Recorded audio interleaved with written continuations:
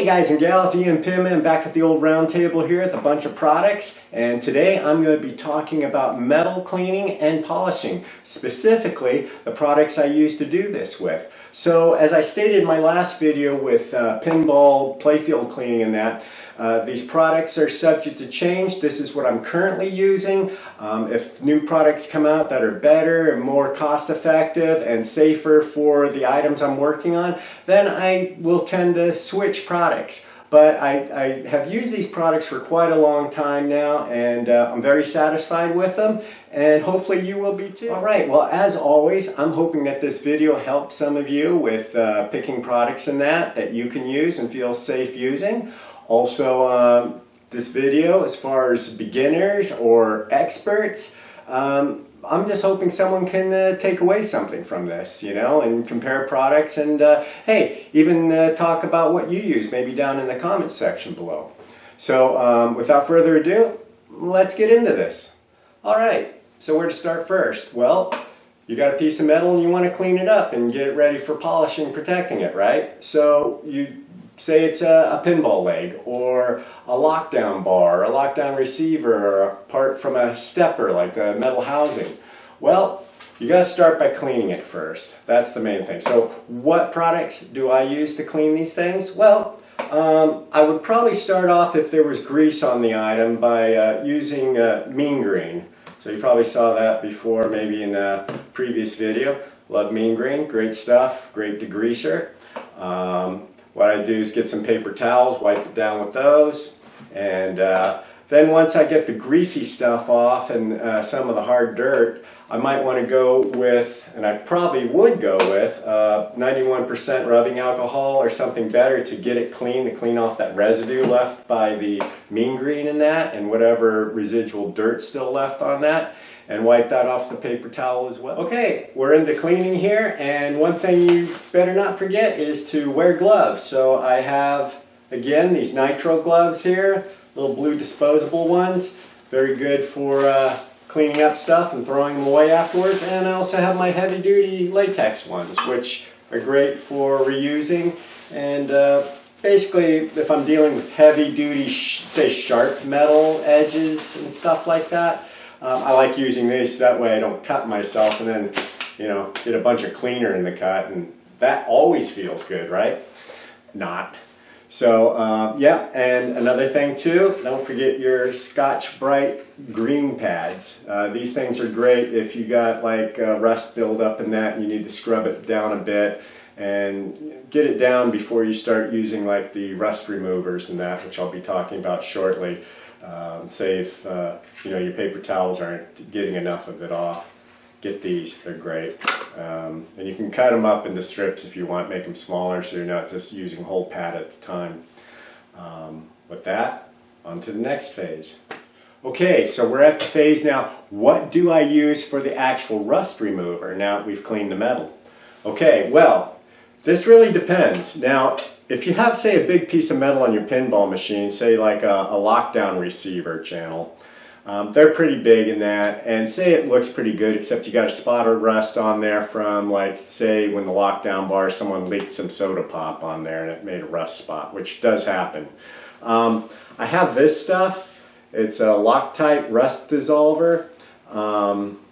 There you go, a little bit closer there for you.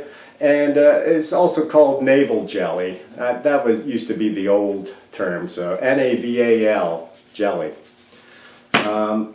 Stuff works pretty good. It's a real caustic solution. It's not very friendly on the skin, and it's great for a spot kind of rust deal where you want to just get it on a certain spot where you're not removing the metal. You just pour it on there, you leave it on for maybe about 10 minutes as a glob, and then wipe it off with a paper towel and that. Clean out the surface good, maybe use some of your, you know, 91% alcohol plus on a paper towel, get that all off. Don't want to get that in the hands, make sure you're wearing gloves. You might have to use a little bit of sandpaper and sand down some of the stuff afterwards. It really depends, or just use a second coat of it. But generally, you don't want the stuff to stay on more than 15 minutes. Get it off there, because it will actually burn metal. It's a chemical solution. It's not organic. Like I said, it works for those cases where you have to leave a big piece of metal on the machine and there's no way to say take it off to dunk it. But now if you're at the point where you can dunk your metal, here's the great stuff. This stuff I really love. Evaporust. Yes, this is great stuff. That's a gallon jug. Probably get that off of Amazon for 25 bucks delivered. Current price. It's a little pricey. I will give you another solution you can use, though it's a bit cheaper, but I've never used it. But I've heard people say it does a great job, and I believe it. You'll just have to put in a little bit more elbow grease into it. But Evaporust, right here, that stuff's great. And what you're going to do is you're going to have to put it in some sort of pan or something. It's not a mix or anything. You pour it straight out of the bottle. I think you can get it in 3 or 5 gallon tubs as well. I always have at least 2 gallons on hand because you're going to need that to cover items. What you have to do is you have to soak these. You have to completely cover the item. And what I have here is some bins. These are from Walmart, so you can pick them up in the bin section there. And I have like maybe 6 different kinds of these. So this is a tall one. This is great for stepper unit housing, stuff that kind of stands up tall and that. I have shorter type ones. This one here you see is a real big long one. This is what I actually use pinball legs in. They fit really well for the most part. As long as you take off the leg levelers, you can see here, bam, you can get 4 of them in there. There's also another thing that you can use. It's a 4-inch PVC pipe specifically for soaking pinball legs. You can put 4 of them in there. I will put a link to a video another guy did down below in the description, and you guys can click on that. I don't use those because, for one, I don't reuse a lot of pinball legs. Most of the machines I've got, the pinball legs are bent, they're rusted all the heck, and they're going to be pitted, and you're also going to lose the chrome off of it and that, and it's going to show for a lot of it. Very few times have I saved legs. Most of the time I just buy them new.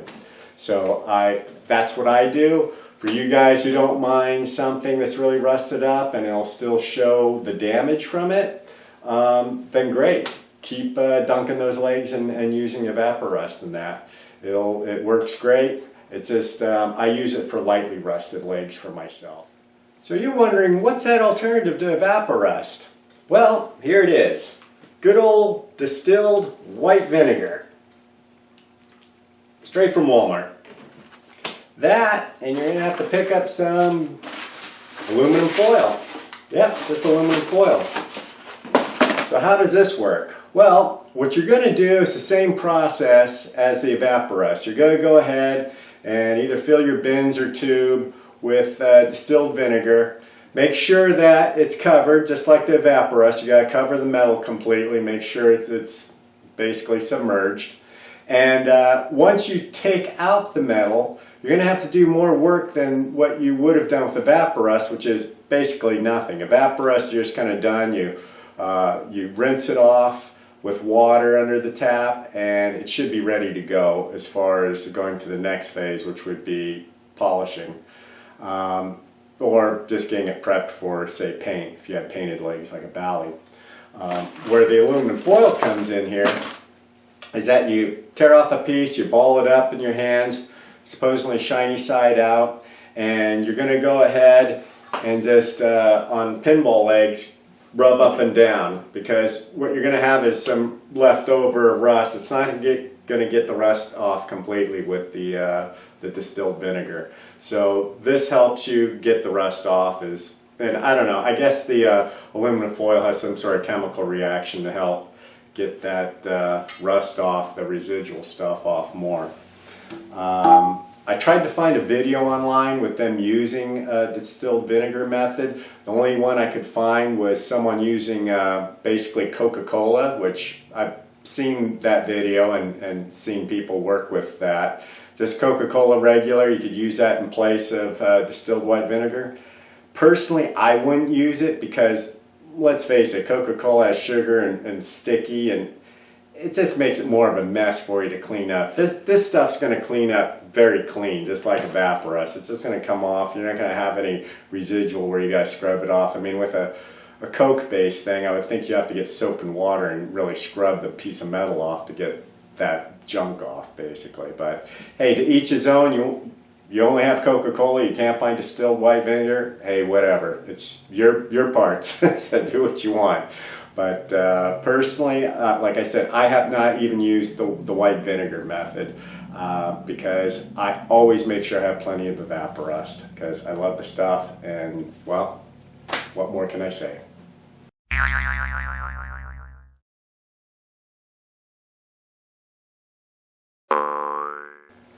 So you're basically at the final stage now, which is basically polishing up the metal and trying to protect it. What do I use? I use my famous Mother's Chrome Mag Polish right here. Available at auto parts stores right off the counter and on Amazon, eBay. I just get a paper towel and I'll go over, say, pinball legs or whatever metal part I got, a stepper housing, whatever, and clean it up with that, and then polish it out with the paper towel as well. That's pretty much it for me. Now I also have the Mother's Wax here, same stuff I use for the play field. Some people, and I'd probably recommend it actually, like I said, I don't do heavily rusted legs, I basically throw them away.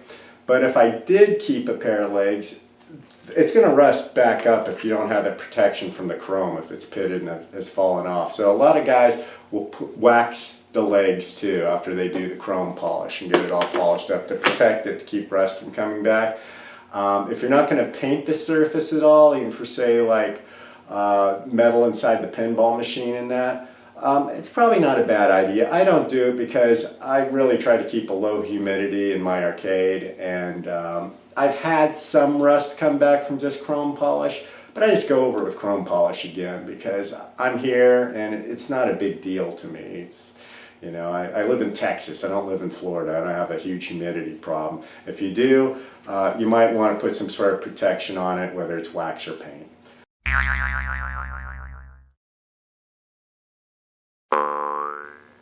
Okay folks, how about a couple bonus tips for you? Hey, never say EM-PINMAN doesn't deliver. That's right. So, if you guys watched that video on the 4-inch PVC tube to dunk your pinball legs in, I have a tip on that one. You don't have to just dunk the things half at a time like in the video like the guy says. You can fill the tube up all the way with your Evaporust or your whatever solution, the distilled vinegar, Coca-Cola, hey, whatever. Hopefully it's Evaporust though. But see the legs here? He had a problem because he wanted to be able to get them all soaked and grab them out.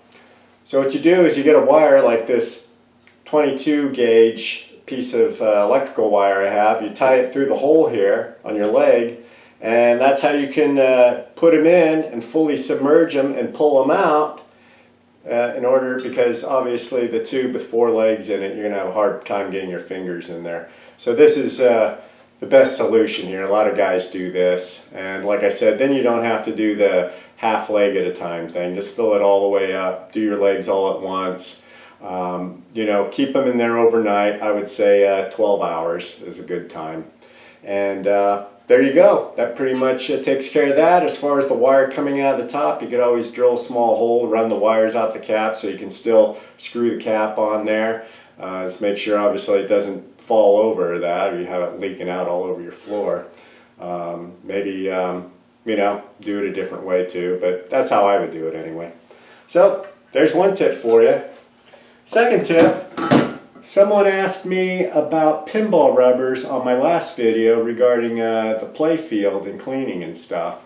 So I forgot to include what I use for pinball rubbers in order to just clean them rather than you know, replacing them and that. If a pinball rubber isn't too badly discolored and just has like some carbon on it from coil firings and that, I use Novus 1. Or you could just use a glass cleaner, basically Windex. So that, paper towels, just go ahead and wipe it down in that.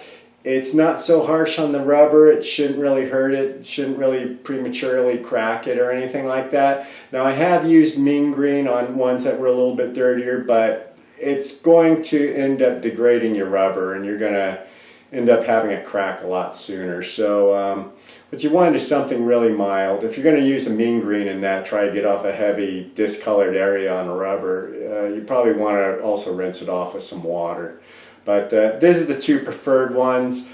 Basically, if I can't get stuff off with these things, with the Windex or the Novus one, it's probably time just to replace the pinball rubber. So there you go. Sorry I forgot that in the last video, but now you guys have a solution for that. So I'll see you next time. You take care, go play some old-time pinball, and have some fun while you're doing it. Bye-bye.